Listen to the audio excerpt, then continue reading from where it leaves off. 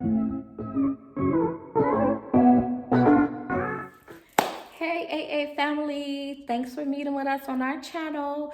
As you can see on the title, we are going to talk about how I got pregnant having PCOS. Yes. Forget what them doctors say, forget what your mama said, forget what your cousin said, forget what any of them said, because guess what? It's possible. And if you trying to get pregnant having PCOS, guess what? You going to. And your time is gonna come. Okay? Period.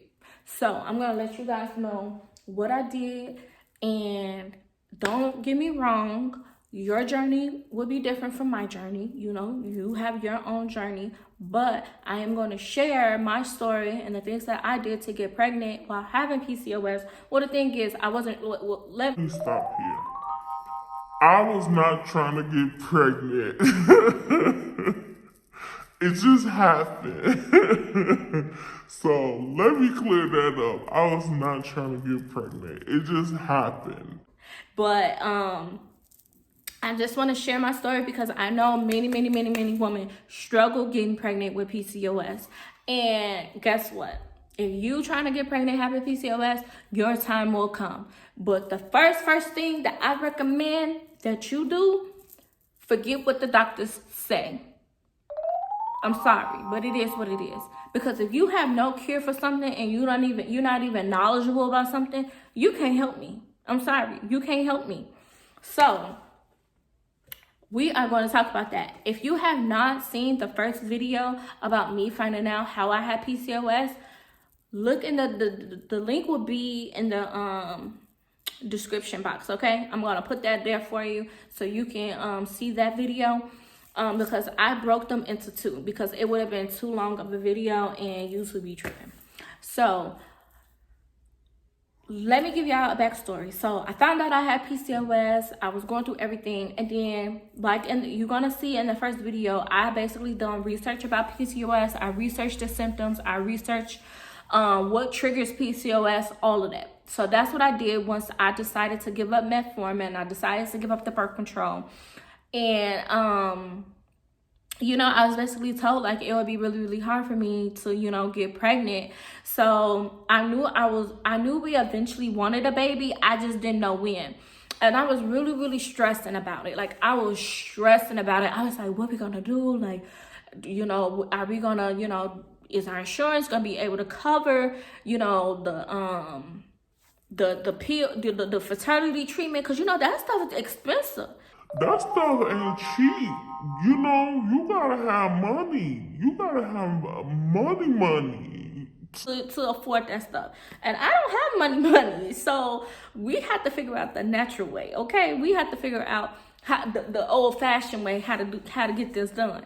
So I started doing research, and my husband was like, Kev was like, I hate saying my husband. I hate it. I feel like it's, but anyway, Kev, that's who I'm talking about. When I say Kev, that's my husband. I hate saying my husband. But anyway, Kev was like, you know, babe, stop stressing about it. You know, we just gonna, you know, if it happened, it happened. Like, we just gonna continue, you know, to have sex or whatever. But if it happened, it happened. We're not gonna be do it on this day and sticking myself and all this stuff. Because also it was still like, it still wasn't like years that we was trying anyway. So I'm like, okay, I'm not gonna stress about it, because when you stress and anxiety and stuff, it's gonna be hard to, you know, get pregnant. You know, your body like it when you relaxed and feeling good, not when you all tense and all stressed out about it.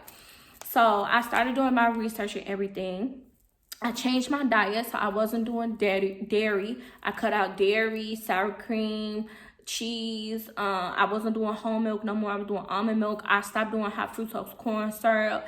So all them good juices we like, I had to get rid of it. Soda, had to get rid of it. So I cut down on all that. Don't get me wrong, I sneak one every now and then, but it wasn't like multiple days out the week I was doing that, because I knew my body wouldn't handle it well. And then I started to change my eating. So with my eating, what I was doing was I stopped eating steak. I stopped eating red meat. I stopped eating pork. The only thing I will do is basically a pescatarian diet. A pescatarian diet is basically like just seafood. But I'll occasionally probably do chicken, probably like once a week or once a month I'll do chicken. But I was mainly doing just fish and shrimp and veggies, stuff like that. I wasn't doing no other meats on top of not doing no dairy. When I did that, oh my God. So when I had found out I was pregnant, I did not want to believe it. Like, it was so hard for me to believe because, like I said, I was not trying, for one, and for two, I was told it'd be really, really hard for me to get pregnant. So I was super, super nervous, and I did not want to believe it. Like, I was just so in denial. And then also, I guess I didn't want to believe it because I didn't want to get excited and get my hopes all up, and then I lose the baby.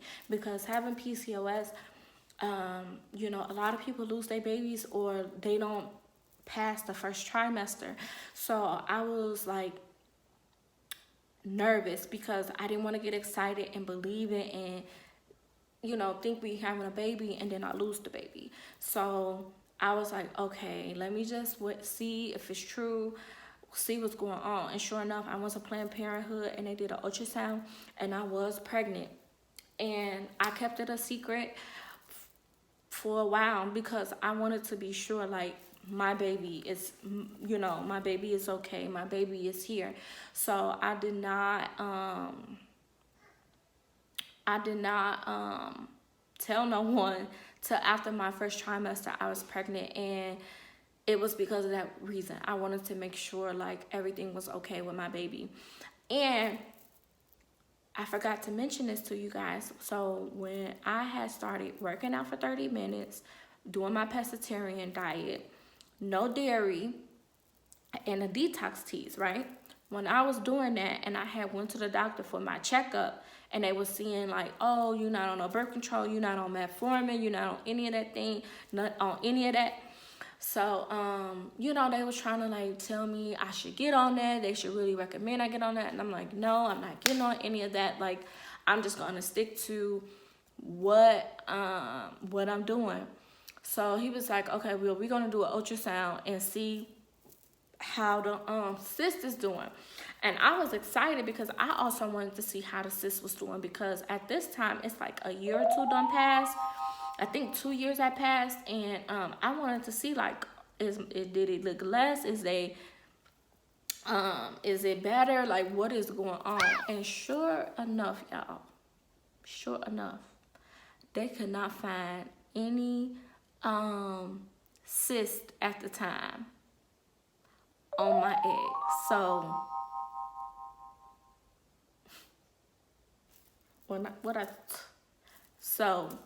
I'm telling you, stop listening to everybody. Listen to your body. Listen to what's good for your body. Listen to what's healthy for your body because you never know. You really never know what can happen, what results can happen once you listen to your body and give it the things that it needs.